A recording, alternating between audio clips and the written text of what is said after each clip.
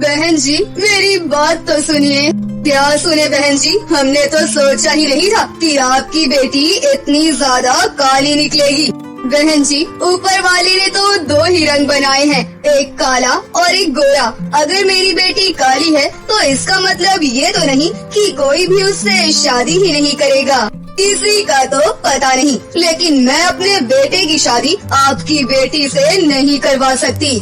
इतना कहकर वो औरत और उसका लड़का वहाँ से चले जाते हैं, जिसके बाद बेचारी पूजा बुरी तरह से रोने लगती है। माँ आप मेरी शादी मत कीजिए, मुझे पता है कोई भी मुझसे शादी नहीं करेगा। मैं इतनी काली हूँ कि किसी को भी पसंद नहीं आने वाली। तभी वहाँ पर अपने कॉलेज से सिमर घर पर आती है।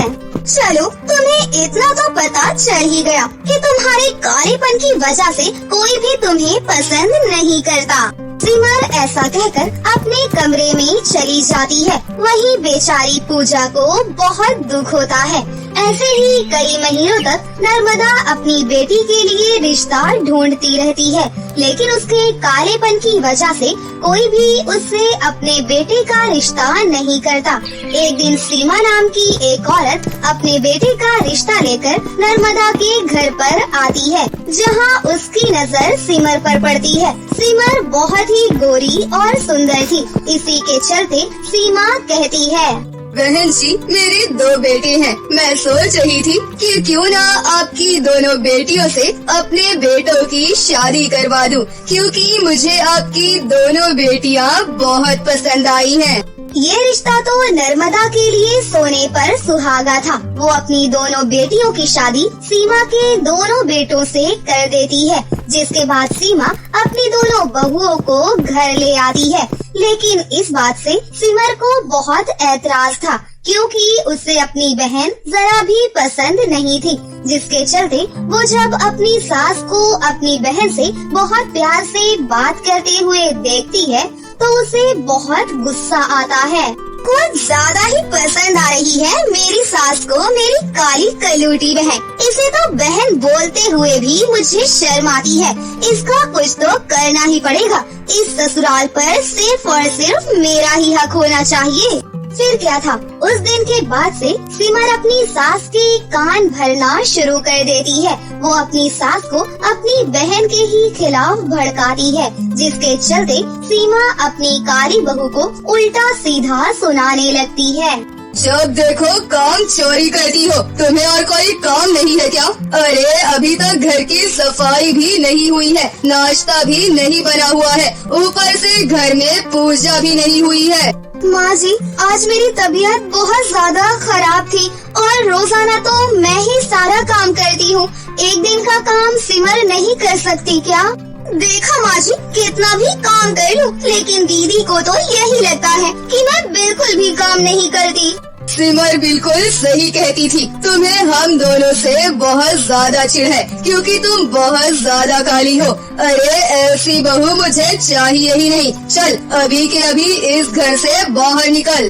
फिर सीमा उसका हाथ पकड़ती है और उसे घर के दरवाजे से बाहर निकाल देती है। इसके बाद वो घर के दरवाजे को बंद कर लेती है। माँ जी दरवाजा खोलिए माँ जी, मैं कहाँ जाऊँगी माँ जी। लेकिन फिर भी उसकी सास उसकी एक नहीं सुनती। उन दिनों पूजा का पति योगेश भी गांव से शहर नौकरी के सिलसिले में गया हुआ था।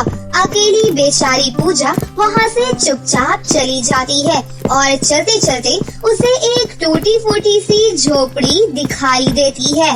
अब मैं क्या करूं? मेरे पास रहने का कोई ठिकाना तो है नहीं। चलो यहीं पर ही रह लेती हूँ। फिर पूजा उस टूटी फूटी झोपड़ी में ही रहने लगती है, जहाँ उसे एक देवी माँ की मूर्ति भी दिखाई पड़ती है।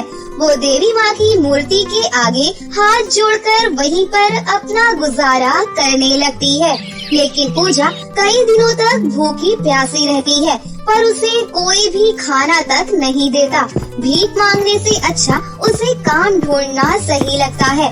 फिर वो मुखिया के घर में साफ सफाई का काम शुरू कर देती है, जिसके चलते मुखिया उसे 2 वक्त की रोटी और कुछ पैसे भी देता है। एक दिन पूजा अपने आप से कहती है, अरे आखिर कब तक मैं इस तरह नौकरी करती रहूंगी? मुझे पार्लर का सारा काम आता है, लेकिन मुझे पार्लर की नौकरी कहीं मिल ही नहीं रही। क्यों ना मैं खुद का ही एक पार्लर खोल लूं, लेकिन मेरे पास तो पैसे ही नहीं है। बेचारी पूजा पार्लर खोलने के लिए मुखिया से कुछ पैसे उधार ले लेती है। इसके बाद वो एक छोटा सा पार्लर खोल लेती है। वो काली थी, जिसके चलते उसके पार्लर में कोई भी नहीं जाता था। कौन जाएगा इस काले करोटी के पार्लर में? मुझे तो बिल्कुल भी यकीन ही नहीं होता कि इसके पार्लर में जाकर किसी को कोई निखार आएगा।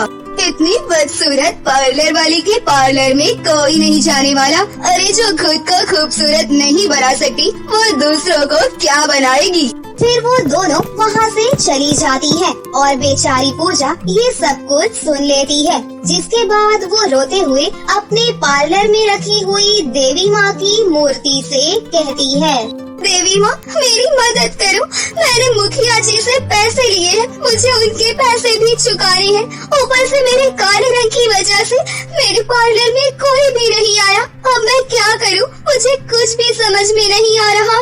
जैसे ही पूजा इतना कहती है, वहाँ देवी माँ की मूर्ति से एक सुंदर सी परी प्रकट होती है। तुम चिंता मत करो, मैं एक परी हूँ और मैं तुम्हारी मदद करूँगी। मैं जानती हूँ तुम्हारे साथ जो भी हुआ वो बहुत गलत हुआ, लेकिन अब आगे तुम्हारे साथ कभी कुछ बुरा नहीं होगा।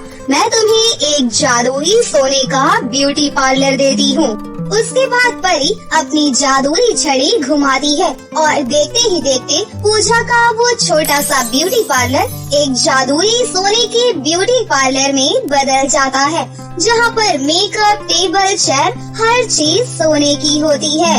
अगर तुम किसी भी इंसान को इस सोने की ब्यूटी पार्लर में मेकअप करोगी तो वो बहुत ही सुंदर और गोरा हो जाएगा।